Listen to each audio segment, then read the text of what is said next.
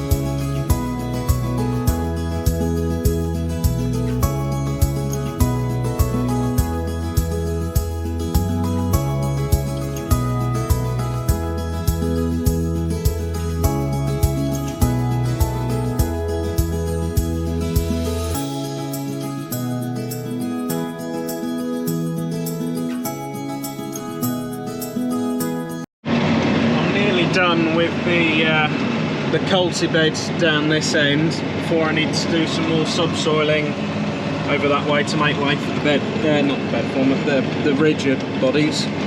But I just thought I'd show this off. I just feel like the soil has sort of gone a bit more black fen down this end. I know it's not black fen. I just think it's interesting that over there it's definitely lighter, but here it's almost black. So maybe I'm going crazy, but another theory is where the straw has been mixed in by Mark over there, it's making it lighter in colour. I don't know. I don't really know the soil very well, but the T7's doing alright, you know, touch wood. We said we've got a gearbox problem, but she hasn't thrown up a code yet. She's doing alright, you know. I don't think this is particularly hard work for it, being that a little bit more horsepower. I think it's enough to make it grunt, but it's not hard work, because it's quite narrow really. I think the hardest part is pulling the ridges as well, but it's not very often it's died down the speed, apart from when I forget to hit the button to go faster.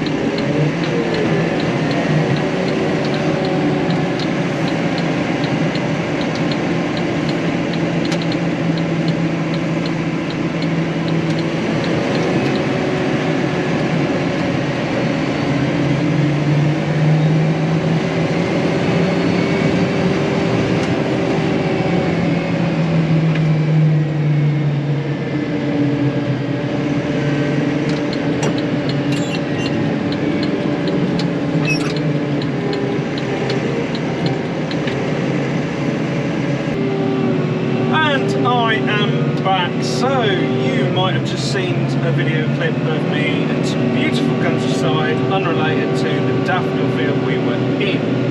That's because I said the T7 was poorly, hasn't gone wrong, luckily. So Dad had done, well, he'd arranged for the tractor to go into the workshop, so fair enough, she's in, hallelujah, she's not going to do any more damage to herself. So although I will say, part of the plan worked by keeping it a little bit longer, the fault developed a little bit more, and the code never came back up, but as I was pulling out some of the junctions, it was making a little bit of like struggling gear noise. Well, that's the thing. The auto command is meant to be like an automatic transmission. So feeling a gear change is very weird for them. So yeah, the transmission's going to come out in the next couple of days. Maybe we'll have it back by next week. I really don't know what the scale of this is, but yeah, they're kind enough to give us a loan tractor.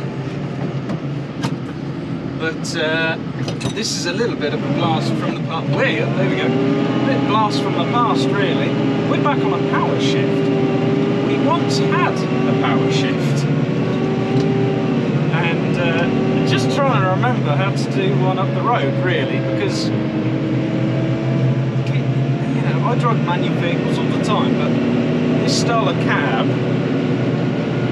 you know, it's just that little bit different compared to all of our tractors, where it's basically an automatic transmission. All you need is the brake pedal and the throttle. And what's really messed me up already is this has got an engine brake, same as the T6 does. So what you do with your left foot is you apply that pedal, same as you would a lorry. I think lorries were the first vehicle to have an engine brake on. So apply the engine brake slowing down. So I do like using them, they're quite a good way of slowing up. And then apply the brakes. But I just keep my foot on the engine brake, apply the foot brake, and then I've stalled it because I ain't clutched.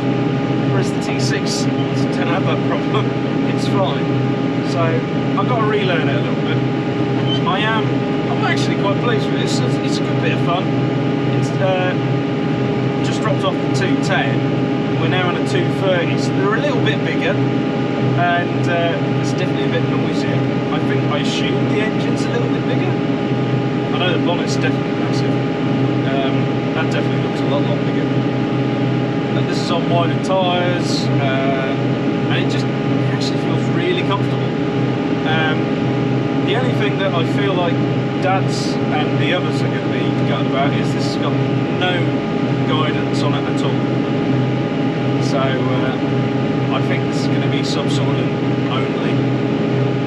But not the end of the world. This is going to be more than capable of 3 legs on a subsoiler when you've got 230 horsepower. So yeah, very exciting. But it has got an auto feature. I figured that out after about 15 minutes of driving. That's made it a lot more comfortable for this little bit of road work back to the field. It's got all the same features though. We've got engine command, all the same sort of diff lock, 4-wheel drive, engine control and headland management. It just hasn't got any satellite, which, like I said, will make do. It's very good at those to give us a prop up tractor. So really grateful for that, and really pleased that they've got space in their workshop for us. So yeah. Well, let's get a quick look at her. She's a lot, not a lot, well, she's not a lot bigger. She's on fatter tyres. I think she's set in tighter. The main difference is the linkage is built different. Like that's more of a chunk bolted on the front compared to ours, which is a bit more moulded too. And the bonnet's shaped different to account for a different radiator. Apart from that, I think the front's about the same. This is a 71 plate, so she's got LED indicators and side lights, so she's quite smart. And come around the back, this is where things are very different. Obviously, if you're a manual spool block, they put green, blue, and I think it's brown and black. Yeah, brown and black. The other way around, because on the electronic ones, like on the T6, the T7s, they were, well, they go more in a row. They're blue, brown, got it wrong. Green, blue, brown and black like that. So this just seems a little bit backwards. But the green one is holding up the front weight. So I've got to make sure I'm pulling the right lever. But apart from that, I think this is going to be more than man enough for 3 legs and a couple of points in at half depth. But we've started planting over there, you can just see over the far side. We're now on the second run. So we should just see how it gets on. But I think they're happy how they're planting already. So we might as well finish this little square today. Certainly got the horsepower for it, so let's crack on.